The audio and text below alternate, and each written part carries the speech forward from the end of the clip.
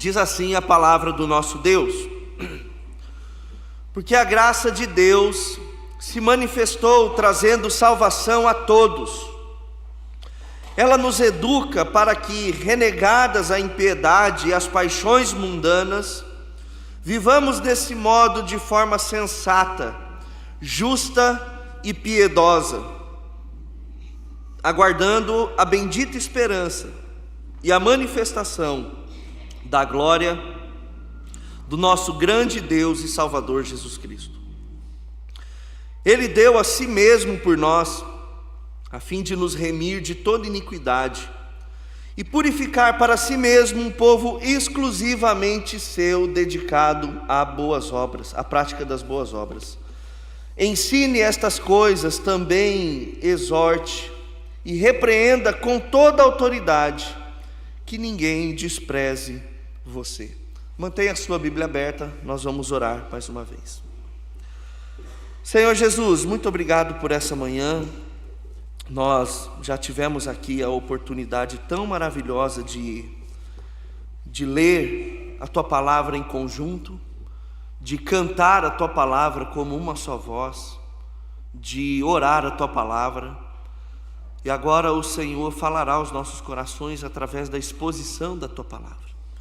Como diz a Tua Palavra em Hebreus, ó Deus, e no Salmo 95, que não venhamos endurecer o nosso coração, que possamos ouvir atentamente, aplicar aquilo que o Senhor deseja nos ensinar nessa manhã, Pai.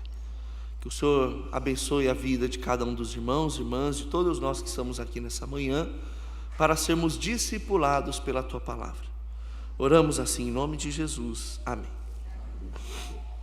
Queridos, essa é uma carta pastoral do apóstolo Paulo, e é pastoral porque ele tem nessa carta um tom muito cuidadoso, especialmente com um dos seus cooperadores de viagem chamado Tito. Tito era um jovem cristão grego que havia se convertido em algum momento do avanço do evangelho pela Ásia Menor, e ele então se torna um companheiro fiel de Paulo, juntamente com Timóteo, juntamente com Silas, e eles estão pregando o evangelho, avançando o evangelho nas cidades da região da Ásia. E Tito, ele foi muito importante no ministério de Paulo, porque quando a igreja de Corinto ela estava passando por sérios problemas, Tito, ele foi uma espécie de interventor naquela igreja, para ajudar para que aquela igreja se organizasse e pudesse dar bom testemunho naquela cidade tão grande que era a cidade de Corinto.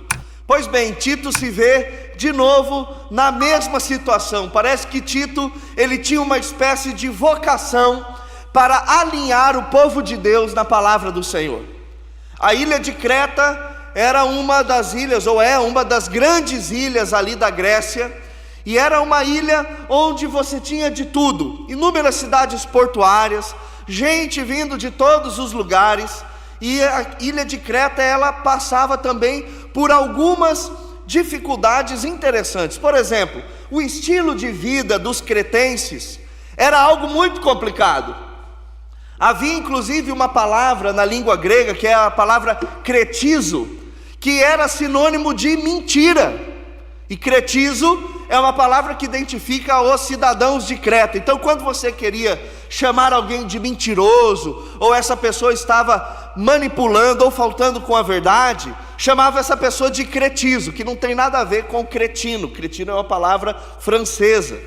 Mas quando você queria ofender alguém, você ofendia essa pessoa dizendo que basicamente ela era de Creta, porque Creta era uma cidade extremamente bagunçada, conturbada. Era uma cidade onde havia uma proliferação muito grande de mentira, de engano, de traição, de perversão sexual. Inclusive, dentro da mitologia grega, Zeus, ele nasce em Creta. E Zeus, ele persuadia muito na mitologia grega através da mentira as suas paixões. E parece que isso foi associado a também as pessoas de Creta. E Tito, ele é enviado então para essa ilha com uma difícil missão: organizar e reorganizar as igrejas daquela ilha, e não só isso, mas fazer com que o coração do povo fosse colocado em Deus novamente. Então o texto nos mostra em Tito, e você pode ler em casa, são apenas 3 capítulos. Parece que na ilha de Creta havia uma espécie de rede de igrejas, e Tito é enviado por Paulo para poder organizar especialmente o coração dos membros dessas igrejas e da liderança dessas igrejas, porque eles estavam vivendo verdadeiramente um colapso de fé. Eles tinham, em contrapartida, líderes corruptos e abusivos dentro dessas igrejas, e parece que os membros dessas igrejas, eles estavam pouco se lixando por uma vida que agrada ao Senhor. Eles estavam dentro dessas igrejas, vivendo nessas igrejas, mas sem um compromisso fidedigno ao Senhor. Eles estavam lá por inúmeros motivos. Talvez fosse status você participar de uma das igrejas de Creta. Talvez seria algo positivo você estar envolvido com uma das recém-novidades da Ásia Menor, que era o cristianismo, ou como era chamado no primeiro século, a seita dos nazarenos, ou os do caminho. Mas a verdade é que eles estavam em decadência. E Paulo, diante da luz do Evangelho, ele tem uma preocupação muito grande em como esses crentes estão vivendo. Olha, por exemplo, o verso 8 do capítulo de número 2. A parte B. Para que o adversário seja envergonhado, não tenha nada de mal a dizer a nosso respeito. Parece que uma das ocupações dos cidadãos de Creta era falar mal de como viviam os cristãos daquelas igrejas. E Paulo está falando: olha, vocês têm que viver de modo irrepreensível, para que eles não tenham nada. Os adversários aqui são todos aqueles contra o Evangelho, os ímpios mesmo, os que não eram crentes. Parece que eles haviam muitos argumentos para falar contra o Evangelho, mas ele diz aqui: para que o adversário seja envergonhado, não tenho nada de mal a dizer ao nosso respeito. Paulo, ele se preocupava com aquilo que as pessoas pensavam acerca da igreja e do povo de Deus. Olha o verso de número 10. Nem furtem, mas deem prova de toda fidelidade, a fim de que em todas as coisas manifestas a beleza da doutrina de Deus, nosso Salvador. Paulo estava preocupado com a beleza da doutrina, do ensino bíblico, e a igreja era quem proclamava e ensinava isso através da sua própria vida. Então é isso que Paulo ele está tratando. Paulo ele coloca Tito em Creta, para que Tito possa reorganizar a igreja, endireitar o coração dos crentes, para que eles deem bom testemunho. Basicamente o que Paulo está dizendo é: não só eu me importo, mas Deus se importa com aquilo que dizem a vosso respeito. Deus se importa como a cidade os vê. Deus se importa como nós vivemos a nossa vida. E aí então ele começa aqui no verso de número 11, dizendo: porque a graça de Deus se manifestou trazendo salvação a todos. Paulo ele começa aqui fazendo uma espécie de moldura da nossa vida cristã. E essa moldura tem como início a manifestação da graça de Deus. E o que seria a manifestação da graça de Deus? Paulo está falando aqui da primeira vinda de Jesus Cristo. Então, a graça ela sempre existiu no Antigo e no Novo Testamento. Mas quando foi que ela se manifestou? Quando foi que essa graça se tornou visível e palpável?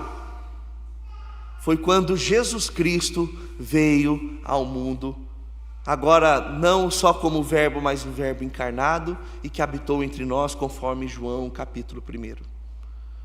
Então é isso que Paulo está dizendo: a graça se manifestou, e ela se manifestou para fazer uma coisa: trazer salvação a todos.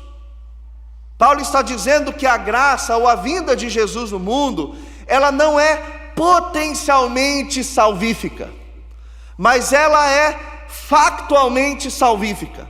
Ela salva de uma vez por todas.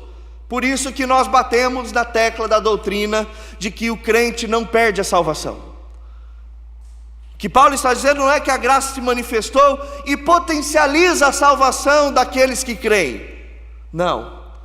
A graça ela se manifestou trazendo salvação a todos.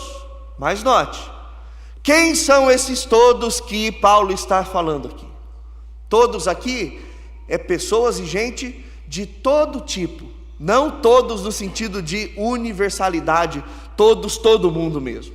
Tanto que no capítulo 2, Paulo ele vai falar sobre quais são esses tipos de pessoas. Ele fala sobre os homens idosos, sobre os jovens, sobre as mulheres mais velhas, sobre as mulheres mais novas, sobre os servos, sobre os patrões. Então é nesse sentido que a graça se manifestou salvadora, alcançando e trazendo salvação a todos quem? Gente de todo tipo, de todos os lugares. Mas não todos no sentido de que todo mundo vai ser salvo, porque a gente sabe que não é isso que a Bíblia diz. Então é qualitativamente, não quantitativamente. É um grupo sem distinção. É isso que Paulo ele está dizendo aqui. Cristo não faz acepção de pessoas. Ele não vai salvar só os brasileiros, ou só os pobres, ou só os ricos, não. Ele escolhe e reúne gente de todos os tipos para a salvação. E aí ele continua dizendo que ela, verso de número 12, essa graça, ou a vinda de Jesus, ela nos educa. Olha que bacana isso. A vinda de Jesus não foi apenas para nos dar salvação, mas ela foi também para nos educar. E a palavra educar aqui é a palavra pedagogia. E isso é uma verdade tão maravilhosa, porque o cristianismo mostra que salvação e educação andam juntas, andam lado a lado. É impossível para a pessoa crer no Evangelho e receber Jesus Cristo e não ser educada numa nova vida, e não mudar os seus hábitos, não aprender daquele que é manso e humilde de coração. É aquele famoso clichê que nós já vimos em inúmeros livros, que diz que Deus o ama para receber você como está, mas Ele ama você muito mais para não deixar você como está. Porque tem muitas pessoas que se esquecem que a salvação traz também educação. Lembra quando Jesus ele está diante daquela mulher que foi pega em adultério? Ele diz o quê? Onde estão os teus acusadores? Eu também não os acuso. A salvação graciosa a uma mulher pega em adultério, mas ele educa: vá e não peques mais. Vá e não peques mais. E a gente nunca pode perder, meus irmãos, a nuance da salvação. É muito fácil, muitos de nós, às vezes, nós queremos ficar apenas com a salvação. Mas quando Deus, em Cristo, vai lá e nos instiga a uma mudança, nós ficamos bicudos. Nós rejeitamos a palavra, ou até mesmo o emissário da palavra, dizendo assim: não, isso não é para mim, ou fechamos os nossos ouvidos. Mas a verdade é que a salvação e a educação andam juntas, e tem um propósito. Olha o que Paulo continua: por que ela nos educa? Para quê? Renegadas a impiedade e as paixões mundanas. A palavra renegado aqui é muito interessante, porque Paulo ele poderia colocar aqui: para que renunciada, ou para que deixada, mas ele usa uma palavra renegado, que aparece apenas em Tito no Novo Testamento. E a palavra renegar significa abandonar, virar as costas para uma crença. Às vezes nos filmes de faroeste, eu não sei quem que gosta aqui, mas tem às vezes a figura do renegado. Quem que é o renegado? O renegado é alguém que perdeu a fé em tudo. Renegado é alguém que às vezes era um bonzinho, mas aí resolveu fazer justiça com as próprias mãos, se tornou um renegado. Ele não é um bandido, mas ele se tornou um renegado. Ele abandonou as crenças. E o que Paulo está dizendo é que a graça que foi manifestada em Jesus Cristo, ela nos educa para renegar. É quase que ser um militante da nova vida em Cristo, abandonando tudo aquilo que me movia anteriormente. O crente é um renegado em relação às questões do mundo. E ele diz que essa graça nos educa para que renegada, primeiro, a impiedade. O que é impiedade? Impiedade é uma maneira errada de ver as coisas de Deus. Porque piedade para a gente hoje é ter misericórdia, mas no pensamento do primeiro século, piedade era você ter o correto ensino sobre a divindade, sobre quem Deus é. E a primeira coisa que Paulo ele fala que nós devemos renegar com a graça que nos alcançou e que nos educa, é que nós devemos renegar, abandonar, virar as costas para o ensino errado sobre Deus. Teologia importa, ensino bíblico importa, porque se nós tivermos um ensino e uma visão errada sobre Deus, isso nos leva também a um caminho totalmente contrário a Deus. Pode ver que impiedade e paixões mundanas estão andando lado a lado, porque é justamente a falta do temor do Senhor e do conhecimento de Deus que nos leva às paixões mundanas. Mas quando nós renegamos o ensino errado, isso alinha o nosso coração também para que as coisas da eternidade comecem a encher o nosso coração. E tem um propósito pelo qual a graça nos alcança e ela nos educa para renegar, ser um descrente das coisas do mundo e das paixões mundanas, para que nós vivamos, olha que ele continua, neste mundo, de forma sensata, justa e piedosa. Paulo está dizendo, Deus se preocupa com a maneira que vocês vivem nesse mundo. Porque às vezes a gente quer viver a nossa vida cristã muito no particular. A gente quer viver a nossa vida cristã muito assim, não, o que importa é que Deus está me vendo. Deus sabe do meu coração. Não, mas as pessoas também precisam saber do seu coração. Afinal de contas, nós fomos chamados para ser sal, mas também um luzeiro. Nós também somos a cidade colocada em cima do monte. E Paulo aqui ele fala dessas 3 palavras, as 3 relações pertinentes de todo ser humano. Primeiro, ele vai falar sobre a sensatez, que é a nossa relação conosco mesmo. É a minha relação comigo mesmo. Eu preciso ser sensato. A minha fé, aquilo que eu professo, precisa estar alinhado com quem eu sou. Depois ele vai falar da relação do crente com os outros. Ele fala, justa. O crente é alguém que não se coloca acima dos demais. Independente das relações que ele tem, ele vive de modo justo, equiparado.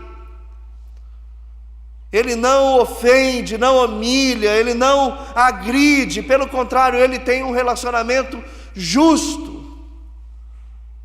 E depois um relacionamento com Deus e piedosa. Então a graça, quando nós renegamos a impiedade e as paixões humanas, a perspectiva é que nós vamos viver nesse mundo bem conosco, bem com o próximo e bem com Deus. É isso, Paulo está sendo extremamente didático, palavra por palavra, para que Tito ensine isso àquela igreja. Ele diz que deve haver uma expectativa no nosso coração. Verso de número 13, aguardando a bendita esperança. O crente é aquele que vive aguardando a volta de Jesus, o céu. Alguém já disse que o problema do cristão é quando ele perde de vista a eternidade.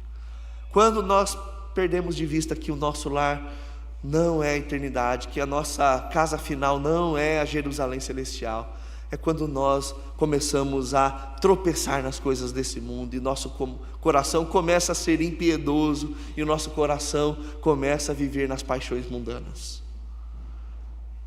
Mas o crente ele vive com a grande expectativa de ser chamado a qualquer momento. Ele é alguém que vive a grande expectativa da volta de Cristo Jesus. Tanto que nós somos um povo muito curioso. Eu já fui, gente, fazer velório de crente, a maioria que eu faço de crente, mas eu já fui fazer muito velório de não crente. E eu tenho certeza que você já teve a oportunidade de participar de velório de não crente. Como é diferente.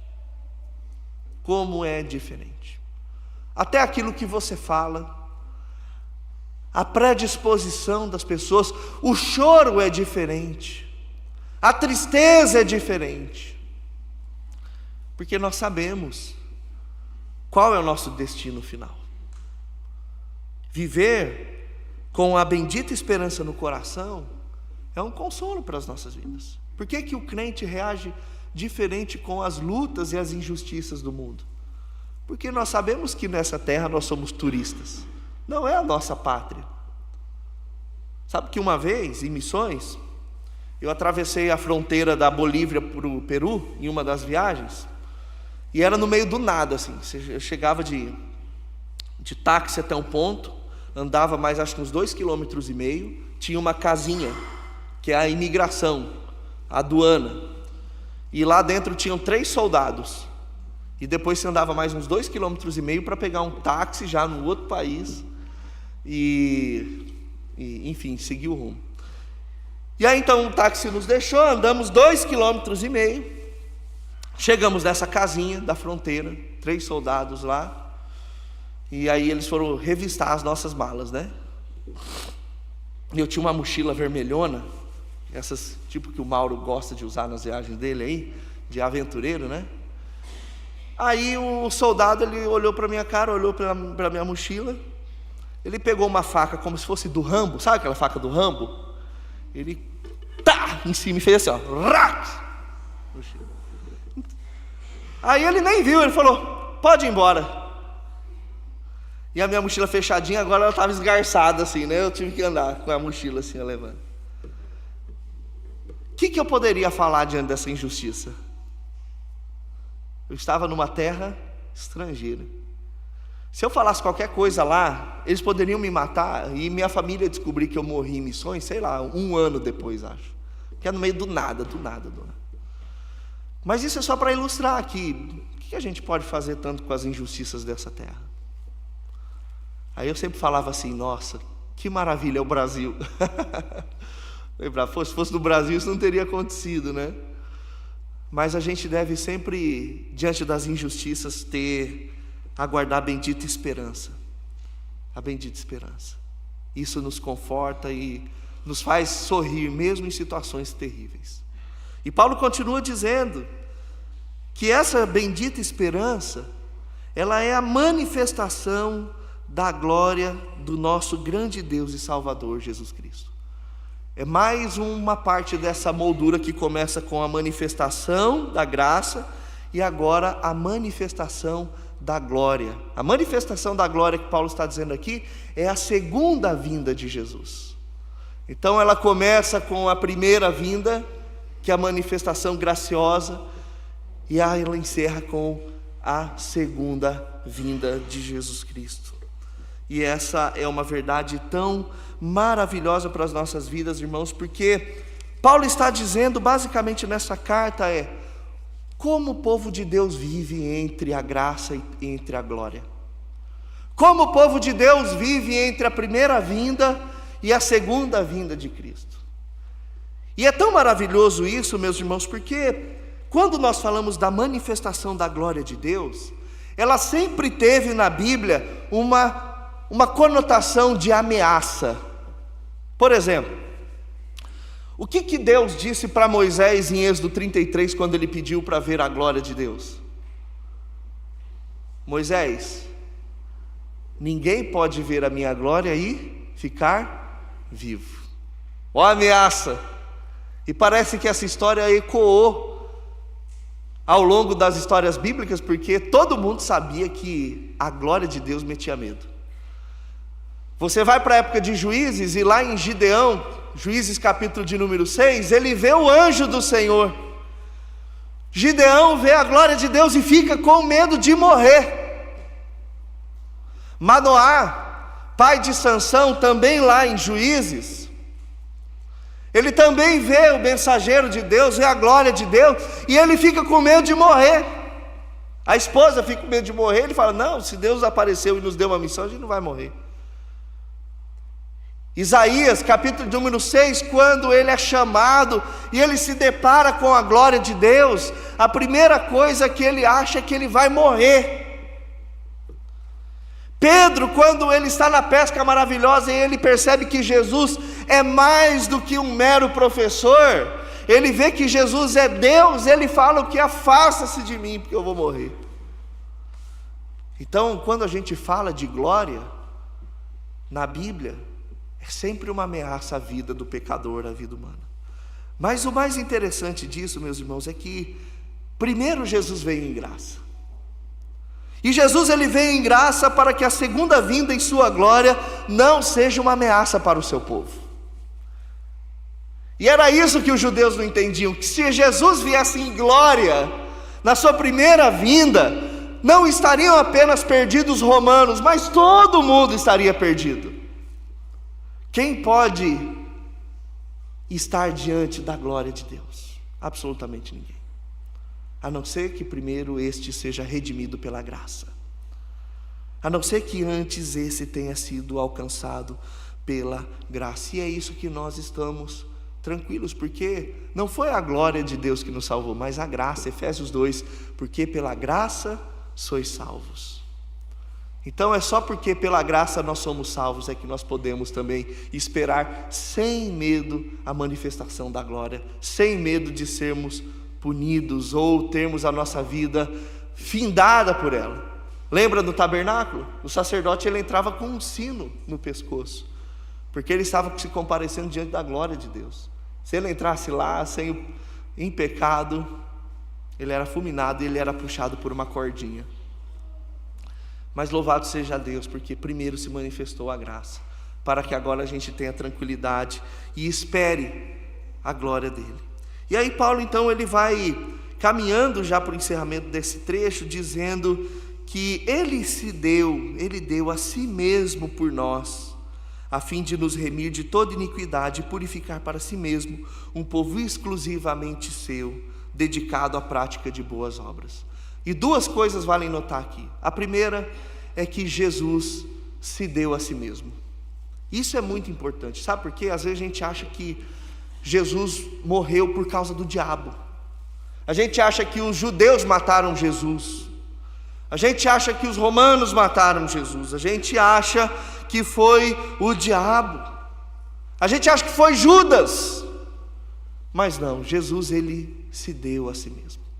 Ele não foi constrangido a isso. O amor dele fez com que ele voluntariamente se entregasse por um povo pecador. O poder está nas mãos dele.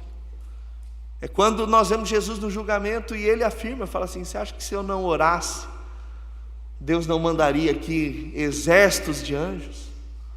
Ou quando ele diz para o próprio Pilatos, o poder não está em suas mãos. O próprio Jesus ele diz, Pai, em tuas mãos entrego o meu espírito. Ele deu a si mesmo por nós, pelo um povo pecador, insignificante, que o tempo todo joga pedra na cruz. Um povo que vive no seu dia a dia ignorando o Salvador pregado no madeiro em sofrimento. Porque toda vez que nós pecamos deliberadamente, nós estamos ofendendo aquele que se entregou por nós voluntariamente. É que quando a gente peca, a gente não pensa nisso, né? A gente simplesmente faz o negócio e depois vem se arrependendo ao Senhor. Mas toda vez que nós pecamos, nós estamos ofendendo aquele que se entregou voluntariamente por nós à morte de cruz. Mas ele diz que isso tem um propósito também, a fim de nos remir de toda iniquidade e purificar para si mesmo um povo exclusivamente seu, dedicado à prática de boas obras. Há um propósito carimbado, meus irmãos, por Deus em toda a Bíblia. Sabe qual é esse propósito? O propósito que Deus tem um povo particular, e Ele tem ciúme desse povo. A Bíblia diz que Deus ele tem ciúme de nós como povo dele. Deuteronômio capítulo 7, verso 6 diz, pois vocês são um povo santo para o Senhor, o seu Deus. O Senhor, o seu Deus, os escolheu de todos os povos da face da terra para serem o seu povo, o seu tesouro pessoal, um povo exclusivamente seu, testemunho e modelo para todos os povos. A gente pode dizer que Deuteronômio 7,6 é o tema de Tito.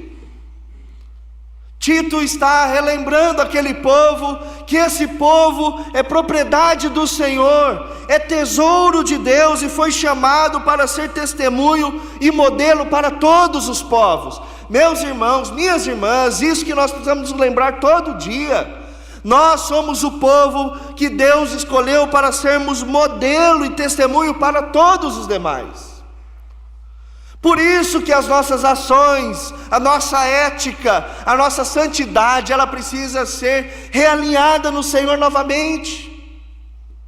Porque quando nós estamos aí dando as nossas presepadas, dando mau testemunho nas redes sociais, no nosso dia a dia, fazendo o que não deve, Deus está carimbado em nosso testemunho. Como nós vamos ser vistos como povo do Senhor, tesouro pessoal dele? Como vamos servir de testemunho e modelo para todos os povos, se nós estamos simplesmente nos esquecendo daquele que nos chamou? Nos esquecemos da manifestação da graça, nos esquecemos da manifestação da glória. E aí Paulo encerra esse trecho, fazendo um apelo a Tito: ensine essas coisas. Nós não somos apenas o povo que somos chamados a realinhar o nosso coração com o Senhor, mas somos o povo chamado também a ensinar outros. E ele fala: também exorte e repreenda com toda a autoridade, que ninguém despreze a você. Se nós olharmos para nós mesmos, nós poderemos ficar envergonhados por vezes em ensinar, exortar com autoridade. Mas nós precisamos entender que maior do que nós é a palavra que nós ensinamos. E a autoridade realmente não está em nós. A autoridade está na palavra do Senhor. Então, meus irmãos, eu gostaria de fazer algumas aplicações rápidas. E as aplicações, ela tem essa moldura desse texto. Como nós estamos vivendo entre graça e glória? Como devemos viver entre essas duas manifestações? O que Deus espera de nós? Eu até estava pensando, seria muito bacana, porque aqui na igreja nós temos um Jesus. Os irmãos sabem, Tem um membro da igreja que chama Jesus. E nós temos também a irmã Glória, que está lá no fundo, e tem a Graça que senta aqui, que não veio. Eu ia falar que literalmente nós estamos entre graça e glória, Mas aí, como a nossa irmã Graça não veio, não deu para fazer essa brincadeira, Mas não importa, nós estamos entre a graça e a glória do Senhor em nossas vidas, meu irmão. Então a primeira aplicação que eu gostaria de fazer é que entre a graça e a glória nós somos primeiro chamados a viver uma vida contracultural. E é isso que nós vamos ver na palavra do Senhor, no capítulo de número 2, que nós somos chamados a viver uma contracultura como? Renegando a impiedade e as paixões mundanas. E olha o capítulo de número 3, isso que é ter uma vida contracultural. Capítulo 3, acompanhe comigo. Lembre a todos que se sujeitem aos governantes e às autoridades, contracultural. Que sejam obedientes e estejam prontos para toda boa obra, contracultural. Que não difamem ninguém, que sejam pacíficos, cordiais, dando provas de toda cortesia para com todos, pois também nós, no passado, éramos insensatos. Na outra cultura nós éramos insensatos, nós ainda não havíamos renegado essas coisas, desobedientes, desgarrados, escravos de todo tipo de paixão e prazeres, vivendo em maldade e inveja, sendo odiados e odiando uns aos outros. Essa era a cultura. Mas o que é a contracultura? Mas quando se manifestou a bondade de Deus, nosso Salvador, e o seu amor por todos, Ele nos salvou, não por obras da justiça praticadas por nós, mas segundo a sua misericórdia. Ele nos salvou mediante o lavar regenerador e renovador do Espírito Santo, que Ele derramou sobre nós ricamente por meio de Jesus Cristo, nosso Salvador, a fim de que justificados por graça, nos tornemos seus herdeiros segundo a esperança da vida eterna. Fiel essa palavra, e quero que você fale ousadamente a respeito dessas coisas, para que os que creem em Deus se empenhem na prática de boas obras. Essa é a vida dos crentes. Essa é a vida de contracultura. Então, meus irmãos, a primeira lição que esse texto nos dá é que entre a graça e a glória, nós somos chamados a viver a cultura do reino. E a cultura do reino é uma contracultura em relação à cultura do mundo. E como que nós vivemos? Leia Tito e viva Tito. Leia aquilo que Paulo está dizendo aqui e procure aplicar na sua vida. Nós devemos aplicar isso em nossas vidas. Segunda aplicação é que entre a graça e a glória, nós precisamos viver uma vida de alunos e aprendizes. Muitas vezes nós somos tomados por arrogância no nosso coração, inflexibilidade. Muitas vezes nós não queremos aprender. E a primeira coisa que Paulo diz que a graça manifestada faz é nos educar. Irmãos, um crente que não tem seu coração em espaço para aprender, ele talvez se esqueceu da manifestação da graça ou nunca foi alcançado por ela. Independente se temos os nossos cabelos brancos, independente se temos um know-how de experiência gigantesca, o crente que é crente, ele sempre está aprendendo. Ele sempre tem um coração ensinável. Independente do seu cargo, independente do seu tempo de fé, ele é alguém que está sempre entendendo que uma das coisas que a graça faz é educar. E nós não podemos fechar os nossos corações para a pedagogia da graça. Então, enquanto Jesus veio e nós aguardamos, temos que cultivar um coração de aprendiz. Inclusive a palavra discípulo, no seu original, no termo grego, é aprendiz. Jesus, ele não recrutou gente que sabia de tudo. Ele recrutou gente que estava disposta a aprender. Gente que estava com o coração aberto para ouvir o ensino e aplicar em seu coração. É isso que nós vemos no verso de número 12. Terceira aplicação, meus irmãos, é que entre a graça e a glória, nós precisamos viver dedicados a boas obras. Olha aí o que diz o verso de número 14. Ele deu a si mesmo para nós, por nós, a fim de nos remir de toda iniquidade e purificar para si mesmo um povo exclusivamente seu, dedicado à prática de boas obras. Não é só fazer boas obras. Paulo enfatiza aqui, dedicado à prática das boas obras. Parece que Paulo sabe que praticar boas obras não é inato do nosso coração. Nós reviramos, alguém solicita alguma coisa, alguém faz um apelo, a gente quer dar inúmeras justificativas. A gente quer justificar o porquê que a pessoa está sofrendo, para que eu não tenha que ir lá ajudar. Eu tenho que encontrar um bom motivo para isso, confortar o meu comodismo e eu não ter que fazer nada. Mas entre a graça e a glória, nós somos o povo que estamos dedicados às boas obras. Precisamos fazer. Eu costumo dizer que ninguém faz boa obra como um crente. Porque às vezes hoje na sociedade, quem que a gente pega como modelo de boas obras? Geralmente são os espíritas, né? Só que existe um motivo pelo qual no espiritismo você tem boas obras. Existe um critério que, se você praticar boas obras, você receberá uma passagem para um mundo que é um segundo nível, baseado nesse que a gente está. Então existe uma espécie de interesse por trás do que motiva. Então eles fazem porque existe uma recompensa posterior.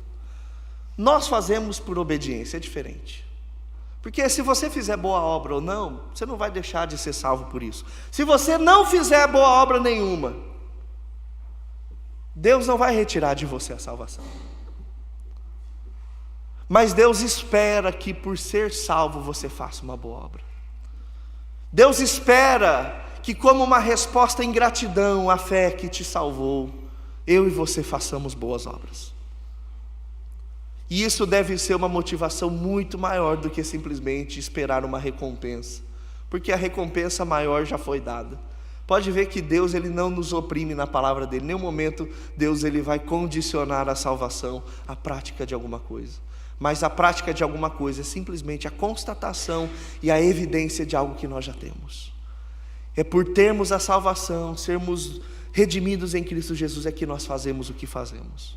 É por isso que nós dedicamos às boas obras. Quarta aplicação, meus irmãos: entre graça e glória nós vivemos aguardando a bendita esperança. Então, a vida aqui na terra, ela é muito difícil, ela é muito complicada, ela é pesada. Tem hora que a gente pensa em desistir, tem hora que a gente desanima. A gente não quer cometer suicídio, mas a gente pensa: que bom seria se eu não acordasse no dia de amanhã. Mas muitos desses pensamentos são porque nós nos esquecemos de viver aguardando a bendita esperança. Irmãos, o que nos resta nessa vida são duas coisas: proclamar a palavra diante das ferramentas que Deus nos deu, através das oportunidades que Deus nos deu. E a segunda coisa é aguardar a bendita esperança da vinda do nosso Senhor. É isso que nos dá força para acordar todas as manhãs. Não acorde pensando no seu trabalho, no seu patrão, nas metas que você tem que bater, nos relacionamentos que você tem que acertar. Isso tudo é importante. Mas comece o seu dia se lembrando da bendita esperança. Quinta aplicação, é aplicação, né, gente? Tá bom, mas vamos lá. Entre a graça e a glória, nós precisamos entender que nós somos o povo de Deus. Você tem um sobrenome, né? Cada um tem um sobrenome. Você tem uma linhagem familiar. Isso é bom de se lembrar. Você tem pai, mãe, irmãos, mas lembre-se primeiro que você é povo de Deus também. Você está nesse mundo e você não representa a si mesmo. Você não é uma ilha, você não é alguém individualizado. Você representa um povo e Deus se preocupa como esse povo está sendo representado e visto. Por isso que eu acho linda essa questão de membro de igreja, membresia. Membresia é algo bíblico. Quem faz lá o John Knox estuda a lição, porque é aquilo que faz da gente povo de Deus, distinto dos demais povos da terra. Lembre-se todo dia que esse texto de Deuteronômio 7,6, você é o tesouro pessoal de Deus. Às vezes a gente acha que Deus é meio louco, né? Como que Deus fez isso, de escolher gente como a gente para ser tesouro pessoal dele? Para escolher ser representado por gente como a gente? É uma responsabilidade? É. A gente tem que sentir o peso disso? Tem. Eu e você somos povo de Deus. Se você bate no peito e fala que tem Jesus como seu Senhor e Salvador, você é povo de Deus. Você é tesouro de Deus. E nós precisamos viver de acordo com esse título. E por fim, meus irmãos, entre a graça e glória, nós proclamamos o Evangelho com autoridade, sem qualquer medo ou coação. Pregue o Evangelho. Não tenha medo, vergonha. Porque você não está falando de você, da sua vida, da sua história. Se nós formos falarmos de nós mesmos, nós somos pecadores de verdade.